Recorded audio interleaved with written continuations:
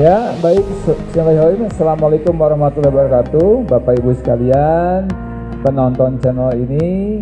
Hari ini saya Asep Mariadi, selaku Ketua Kadin Kota Cimahi, akan sedikit berbincang-bincang dengan seseorang di mana UMKM di Cimahi itu begitu luar biasa, begitu semarak, luar biasa, dan begitu banyak. Tapi kita akan beberapa kasih sampel saja di sini ya, untuk peserta UMKM di sini, untuk pelaku UMKM di sini. Yang hadir bersama saya hari ini adalah Ibu Sri Harti. Bu Sri Harti ya, Bu Sri Harti ini kebetulan UMKM di Cimahi, Bu ya, UMKM di Cimahi. Kemudian saya dengar juga Ibu punya anak 4, di samping ngurusin anak-anaknya sekalian juga usaha ya. Jadi saya pengen tahu nih Bu, bagaimana caranya dan lain-lain lah akan saya tanyakan nih ke Ibu ya. Di sini saya lihat Bu Sri ini usahanya adalah jualan kacang bawang ya, kacang bawang yang dimana produknya juga ada di sini, sampel produk di sini, kacang bawang. Nanti kita akan bahas sedikit bagaimana Ibu Sri ini memulai usahanya ya. Baik, Bu Sri, saya mau tanya nih Bu, sejak kapan Ibu mulai usaha ini?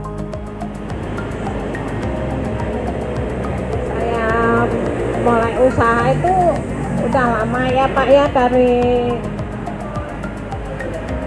tahun 2010 teh udah mulai, tapi kue-kue basah.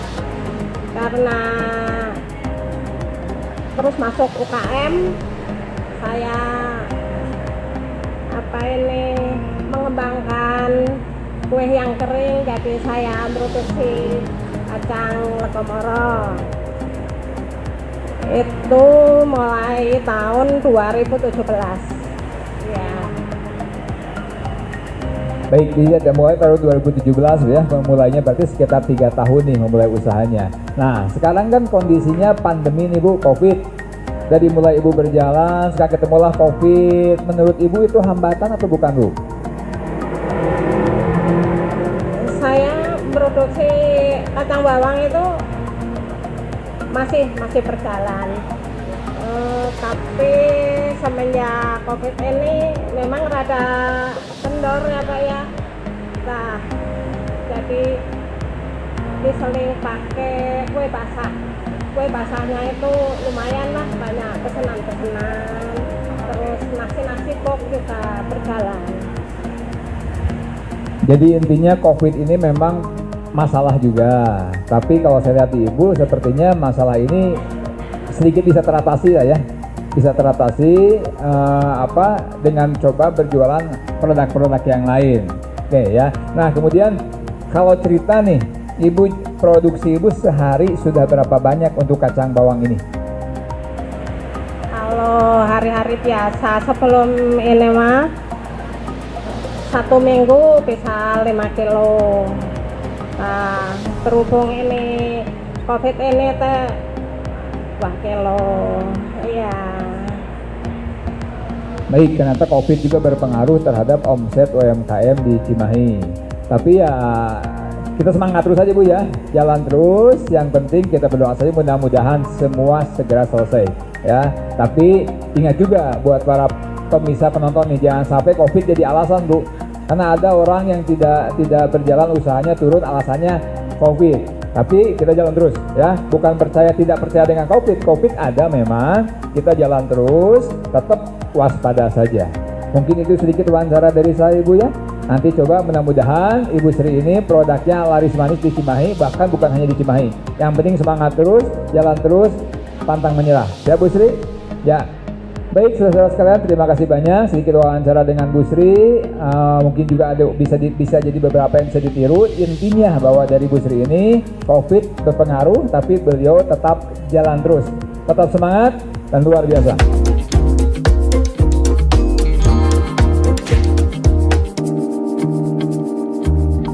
Dengan saya, Kang Asmar Asep Mariadi, Ketua Kamar Dagang dan Industri Kota Cimahi. Hari ini saya kebetulan punya waktu untuk coba berbincang dengan beberapa UMKM pelaku di Cimahi ya. Tapi sebelum ke orangnya, kita akan coba, ada beberapa yang saya lihat di sini produknya ternyata luar biasa.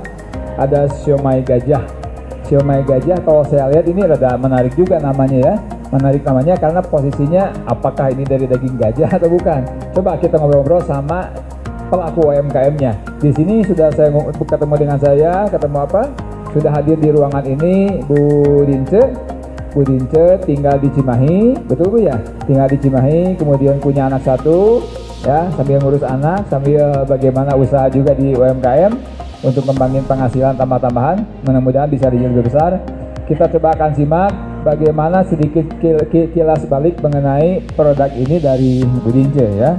Maka Bu Dince, saya mau tanya nih Bu, produk ini kenapa kok Ibu disebutnya siomay gajah? Nah, ceritanya dari mana awalnya? Awalnya untuk siomay ini saya tadinya ya reseller, jadi masih ambil dari orang, jadi saya masih jual dari orang gitu. Cuma kesini-sini saya bergabung dengan suatu organisasi dan akhirnya saya ikut dengan beberapa seminar ya, termasuk dari Kadin juga. Akhirnya terpikir untuk membuat produk sendiri, meskipun mungkin dengan sama ya siomay gitu, tapi akhirnya terpikir saya untuk membuat siomay sendiri gitu. Dengan proses saya namakan kenapa siomay gajah, ide secara tidak kebetulan sih dari rekan gitu ya, karena tadinya saya produknya namanya bakulan Mobriski, cuma beberapa ada masukan kurang ya, orang nggak akan inilah ya, maksudnya yang penting kita bagus untuk di awal, orang terkesan dulu lah ya. Nah, ini ada ide secara tidak sengaja saya bisa menerima, tapi dari situ juga akhirnya saya ada filosofi kenapa disebut siomay gajah, mungkin seperti gajah gitu ya, besar kan kalau gajah gitu, jadi ada harapan juga ya, kita juga bisa besar seperti gajah gitu, jadi orang juga istilahnya bisa mengingat gitu, produk saya siomay gajah gitu ya, filosofi saya seperti ini gitu Pak. Mudah-mudahan gitu, saya juga berharap bisa diterima gitu. Baik, kalau saya lihat penjelasan tadi bukan luar biasa ya. Memang memberikan nama itu harus, kalau tulisan kan catching, nama mungkin ya juga harus bagus, artinya mudah diingat sama orang. Dia orang penasaran apa sih siomay gajah, apa itu dibuat dari daging gajah atau apa, sehingga orang datang dulu dan kemudian coba. Awalnya bagi reseller dulu. Ini bisa jadi satu contoh juga. Jadi bagaimana orang memulai usaha dengan modal yang sedikit, artinya tidak perlu produksi dulu, bisa reseller dulu, setelah reseller kemudian bisa mulai dirasakan berjalan, coba untuk produksi sendiri ya. Harapan saya sih orang lain juga yang punya bisa melakukan hal seperti itu ya. Kemudian saya tanya nih Bu, dari awal reseller Ibu sampai ke produksi sendiri berapa lama waktunya? Agak lama juga ya, mungkin sekitar hampir 2 tahun Pak, hampir 2 tahun gitu. Jadi saya masih ambil dari orang sempet gitu, jadi itu juga suami saya sempet kita keliling dulu gitu ya, terus reseller juga saya jual di rumah juga gitu, jadi masih reseller itu jadi 1 tahun keliling, 1 tahun kita jual di rumah gitu. Ya, jadi artinya Ibu reseller, Ibu jual sendiri. Soalnya banyak juga, ini buat contoh juga buat UMKM yang lain Bu, ada yang dia reseller tapi dia tidak jual sendiri, dia titip di warung gitu. Itu sebenarnya kurang efektif. Yang bagusnya memang reseller jual sendiri. Ibu bisa berhenti jualan pada saat nanti Ibu udah tidak ada waktu buat jualan, kira-kira gitu ya. Bukan tidak mau jualan, tidak ada waktu buat jualan ya. Nah kemudian nih, satu lagi pertanyaan, siomay gajah ini Ibu pasarkannya di mana saja? Sementara ini di rumah ya Pak ya, terus media sosial ya, mungkin dari pasar online gitu ya Pak ya, terus GoFood, kalau saya ini GoFood. Nah sementara ini, terus nanti juga saya akan coba di GrabFood juga gitu. Offline-nya mungkin kadang-kadang ada temen gitu ya, pesen gitu berapa gitu, sementara itu seperti itu sih Pak. Baik, ini perlu dicontoh juga ya. Nah, satu pertanyaan terakhir sama Ibu. Kalau cerita omset nih, kira-kira berapa banyak omset Ibu dalam 1 minggu lah ceritanya ya? Kira-kira 1 minggu berapa banyak perkiraan omsetnya? Untuk 2 bulan ini, waduh, kurang bagus ya Pak ya. Justru kalau saya lihat waktu COVID ya, awal-awal COVID sampai sekitar bulan Agustus ya, agak bagus. Saya juga kan karena saya ini pemula dalam arti saya terjun langsung di kuliner ini pemula. Maksudnya saya bikin produk sendiri ya Pak ya. Jadi kalau kemarin-kemarin sih mengenalkan produk saya bisa sampai 2 juta ya Pak ya. Kalau sekarang 500.000 juga sebulan agak berat ya Pak ya. Mungkin ya maksimal ya kita di 1 juta gitu Pak, maksimal di 1 juta gitu. Dari bulan September ya. September sampai sekarang. Oke, siap, apa itu yang penting tetap moving, tetap berjalan, tetap bergerak, itu intinya. Karena untuk menjadi gajah kan tidak boleh berhenti ya. Tidak ada orang yang gagal, yang ada itu berhenti sebelum waktunya, itu saja. Mudah-mudahan bisa ditiru apa yang baik di Ibu. Mudah-mudahan sukses usahanya, kawan-kawan UMKM yang lain juga bisa bergerak maju. Covid nggak apa-apa, yang penting jalan terus. Baik, terima kasih banyak. Sekian dari saya. Assalamualaikum warahmatullahi wabarakatuh.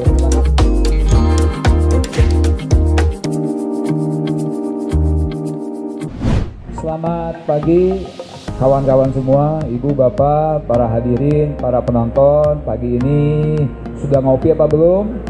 Perkenalkan, saya Asep Mariadi dari Ketua Kadin Cimahi. Sebelumnya, Assalamualaikum warahmatullahi wabarakatuh.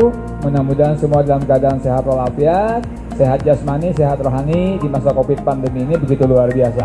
Ya, luar biasa.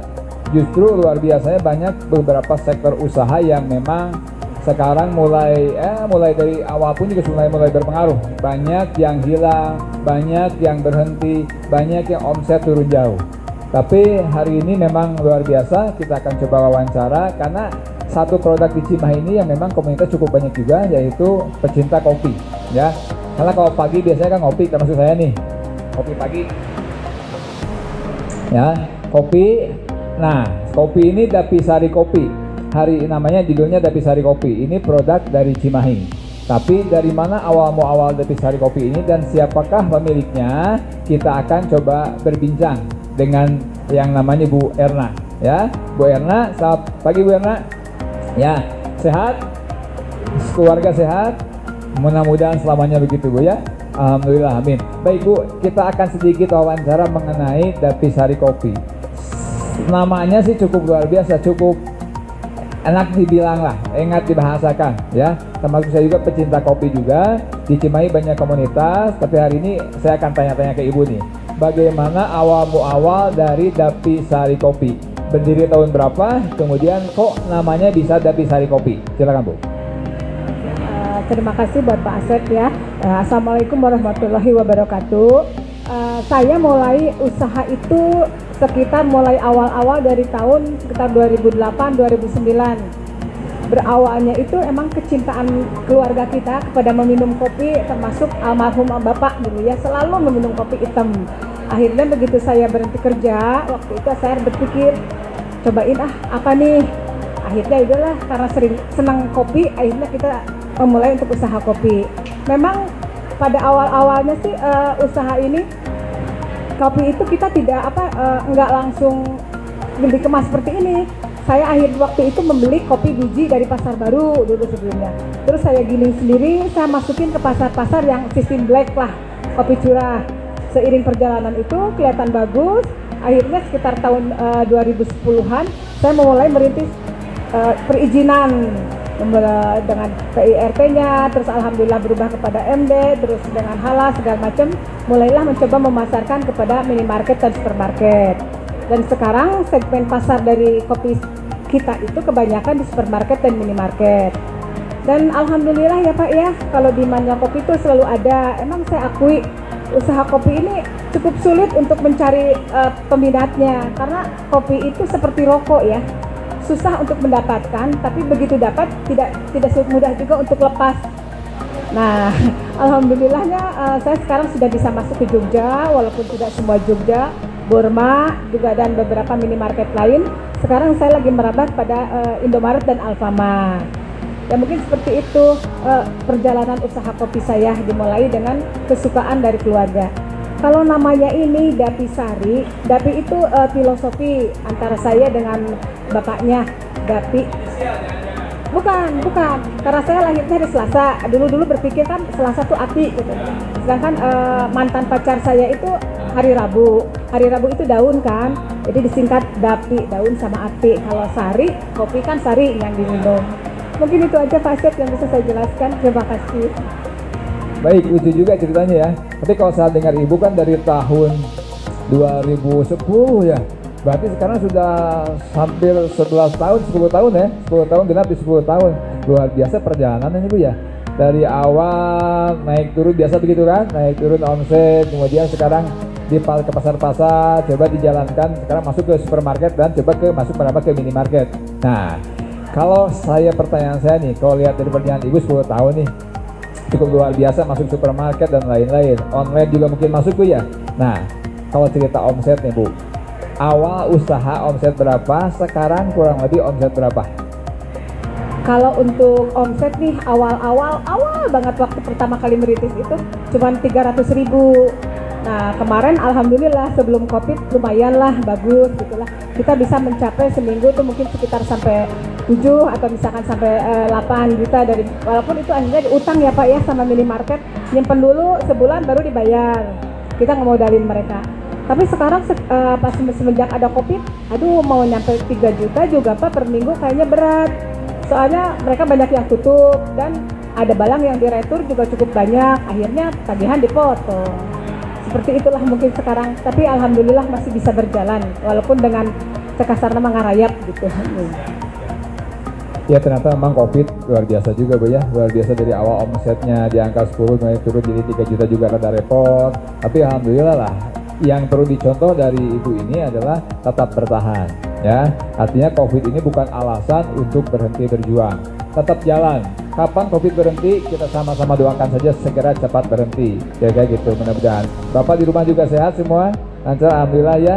Nah oke, baik Bu, satu lagi pertanyaan nih, produksinya Ibu lokasinya di mana ya, lokasi di mana, kemudian di rumah di tempat Ibu produksi ada karyawan nggak? Ya, kalau untuk produksi kita di Sangkuriang ya, di Jalan Purba Kencana belakang pom bensin di situ. Kalau untuk karyawan kita ada, cuman karyawan kita sistemnya borongan sekarang Pak Asep. Kalau ada order baru dipanggil, kalau nggak ada ya enggak. Dulu sih rutin, waktu itu setiap hari masuk, setiap hari ngegiling. Sekarang enggak, karena saya sih kebenaran terima kopinya sudah roasting ya. Jadi saya tinggal giling aja, kita tidak roasting sendiri, seperti itu mungkin. Baik saudara sekalian pemirsa semua, demikian mungkin sedikit wawancara dengan Bu Erna, owner dari kopi Dapisari Kopi, yang produknya Anda bisa dapat di supermarket, di Borma, bahkan di Indomaret, di Alfa, di mana mungkin juga akan ada. Dan kopinya jujur, saya penggemar kopi, kalau bahasa kopi lokal ini cukup oke ya. Baik, terima kasih banyak, Ibu juga terima kasih banyak, mudah-mudahan sehat semua, lancar semua, usaha tetap jalan ya. Buat pemirsa juga terima kasih banyak semuanya telah melihat acara ini, tayangan ini ya. Assalamualaikum warahmatullahi wabarakatuh. Ngopi dulu. Manyos.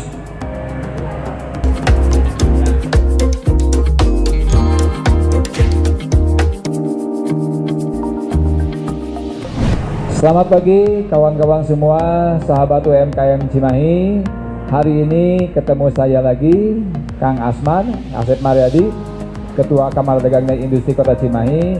Hari ini jadwal saya adalah mewawancarai beberapa UMKM di Kota Cimahi ya. Di masa pandemi ini memang masa yang sulit bagi semua orang. Sulit, repot, banyak yang ya tutup juga. Tapi ya ada beberapa UMKM yang tetap bertahan ya. Mudah-mudahan semua pelaku UMKM di Cimahi juga tetap bertahan. Makanya hari ini kita akan coba berbincang dengan salah seorang UMKM yang tetap bertahan di masa pandemi. Rahasianya apa? Kita akan coba lihat, tapi sebelumnya produknya adalah di sini sistik selendang mayang. Ada beberapa produk-produk yang biasa ibu-ibu buat di rumah. Tapi kita akan coba gali bagaimana ibu ini bisa bertahan ya, menjalankan usahanya dengan keluarga, punya 2 orang anak, sambil mengurus anak-anak juga, sambil mengurus suami, tapi bisa juga berjalan usaha yang lain ya. Baik, selamat pagi Bu Siti ya. Bu Siti, hari ini kita ngobrol-ngobrol sedikit nih, ngobrol sedikit mengenai usaha Ibu UMKM, buat contoh kawan-kawan di Cimahi juga ya, supaya mereka bisa berjalan tetap di masa pandemi ya. Nah, kira-kira Bu, pertanyaan saya nih. Nah, Ibu sambil kan sekarang di rumah juga anak-anak sudah pada besar kira-kira ya. Nah, udah besar atau umur berapa? Apakah repot Ibu dengan usaha ini sambil ngurus di rumah? Alhamdulillah ya Pak. Saya punya dua putri ya Pak. Yang satu sudah kerja sambil kuliah. Anak saya yang bungsu udah semester 7 kuliah di Unjani. Awal mula usaha saya dari tahun 2015. Pertama saya dulu mulai sebagai reseller ya Pak, reseller kue-kue kering. Berhubung saya aktif di wilayah sebagai kader, jadi kenalan saya banyak kan Pak ya, dari orang-orang dinas, dari PNS, banyak kan orang-orang rumah sakit Pak. Nah, awalnya dari situ, lama-lama saya memberanikan diri untuk usaha sendiri, kan nggak mungkin selamanya saya jadi reseller ya Pak. Sampai sekarang saya merintis dari tahun 2015 sampai sekarang, alhamdulillah banyakkan ya di rumah sakit RSC ya Pak, di situ banyak ya reseller saya. Terus dulu sebelum ada COVID, saya masukin 11 toko di wilayah Cimahi, di Bandung ada pokoknya 11 toko. Sekarang karena COVID jadi cuma berapa toko yang sekitar yang masih jalan, ada cuma 4 toko Pak. Jadi dulu sampai 11 toko, sekarang hanya 4 toko saja. Kira-kira luar biasa Bu ya. Tapi nggak apa, memang ya begitulah kondisinya. Jadi situasi kan tidak bisa kondisi tidak bisa kita rubah. Yang penting cara hidup, cara berjalannya Ibu aja sekarang yang sedikit berubah ya. Nah, berarti kalau ingin mencari produk Ibu nih, ini kan ada berapa produk, berarti kategorinya Bu ada 1, 2, 3 Ibu ya, asal 4 belakang ya. Oke, untuk mencari produk ini saya harus kemana nih? Kalau mau cari produk ini yang tetap saya selalu masukin di toko oleh-oleh Cimahi Pak, di Kue Semprong dekat Kelurahan Citerep, itu selalu ada, saya rutin masukin ya Pak di situ. Terus kemarin sudah merintis ke Hotel Naripan Pak, ada di situ juga. Terus di kantin Pemkot ada, terus di Koperasi Teknopark juga ada, iya. Nah, Ibu nggak coba masukin ke supermarket atau ke minimarket? Apakah punya kendala atau bagaimana kira-kira?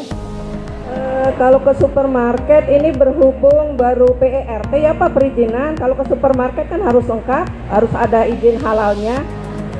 Halalnya sekarang lagi diproses. Aturan kemarin bulan April berhubung COVID, jadi diundur lagi.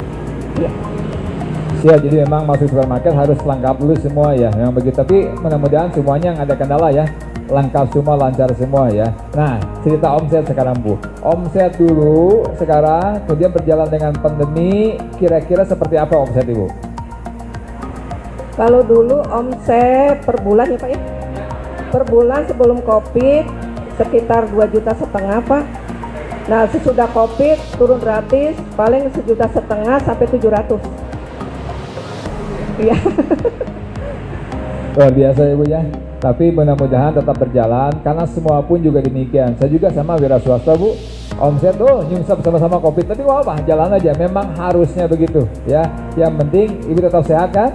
Lancar semua, usaha jalan terus ya. Semua lancar. Jadi kawan-kawan, pemirsa sekalian, penonton sekalian, ini saya tuh coba tadi di belakang, rasanya top ya. Silakan coba. Di mana belinya? Tadi Ibu sudah cerita beli di mana, bisa didapatkan di sana. Silakan. Yuk, mari kita pakai produk-produk di Cimahi ya. Demikian wawancara singkat saya dengan Bu Siti.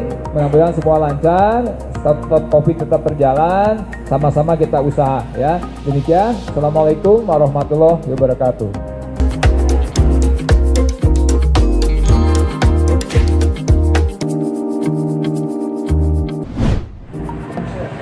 Selamat pagi semuanya kawan-kawan UMKM Cimahi, pemirsa Cimahi, masyarakat Cimahi. Hari ini bertemu dengan saya lagi, Ketua Kamar Dagang dan Industri Kota Cimahi. Hari ini saya akan mewawancarai Kita akan coba wawancara berhubungan dengan situasi COVID di Cimahi juga. ya belum terlihat gerak-geraknya akan berakhir, cuman beberapa pengusaha juga ada yang sudah mulai jatuh bangun. Hari ini ada beberapa UMKM yang memang masih bisa bertahan di masa pandemi, ya. Mudah-mudahan bisa jadi inspiratif, bisa jadi contoh ke UMKM yang lain bahwa kegagalan itu tidak ada. Yang ada adalah berhenti sebelum waktunya. Jadi jangan pernah berhenti. Hari ini saya akan wawancara, di samping saya ada produk di sini. Produknya pangsit labu. Ini sepertinya dibuat dari labu sepertinya. Cuman kita akan coba langsung tanya saja dengan ibu 3 orang anak ini. Ibu Ani Haryani, selamat pagi Ibu. Ya, sehat Ibu? Keluarga sehat di rumah?